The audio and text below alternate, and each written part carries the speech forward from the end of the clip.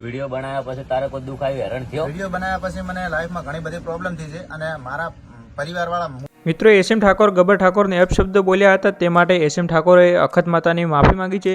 તો શું કહે છે એસએમ ઠાકોર તે સાંભળો, અને વિડીયો ગમે તો વિડીયોને લાઇક કરી લેજો અને આપણી ચેનલને સબસ્ક્રાઇબ કરી લેજો. જય માતાજી મિત્રો, હું છું એસએમ ઠાકોર અને અમારે અને ગબ્બરભાઈ ઠાકોરને જે વિરોધ ચાલી રહ્યો હતો એ વિરોધનું સમાધાન માટે અમે આવ્યા છીએ ગબ્બરભાઈના ઘરે.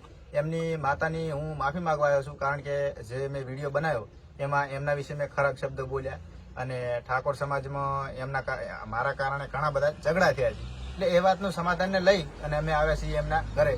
તો ગબ્બરભાઈ મને અમુક સવાલો પૂછશે, એના હું જવાબ આપવા તૈયાર છું. તો બોલો ગબ્બરભાઈ. જે કે હે એ અખત માની સોગંદ કે હાસુ કે હું જે કહીશ અખત માની સોગંદ સાચું કહીશ. હાસુ કે ને બધું સાચું. બરાબર. વિડીયો બનાવ્યા પછી તારે કોઈ દુઃખ આવ્યું, હેરાન થયો? વિડીયો બનાવ્યા પછી મને લાઈફમાં ઘણી બધી પ્રોબ્લેમ થઈ છે અને મારા પરિવારવાળા, હું તો હેરાન થયો પણ મારા પરિવારવાળા હેરાન થયા છે. એના કારણે મારે તમારા ઘરે આવવું પડ્યું. બરાબર.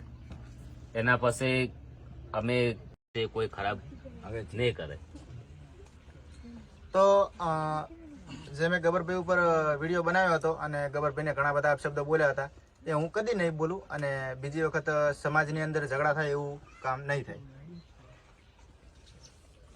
બરાબર. માતાની માફી માંગો, કગરો, અને અંતરથી કગરજો, દિલથી એટલે છૂટા થો.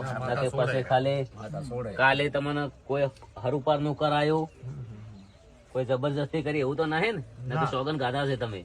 ના ના, સોગન ગાધા માતાજીની ખોટી સોગન ના ખવાય. માતાની આગળ આપણે બધા નાના છીએ. તો હું માતાજીની માનતા પૂરી કરું છું અને દેવની માફી માંગુ છું. અખતમાં બધા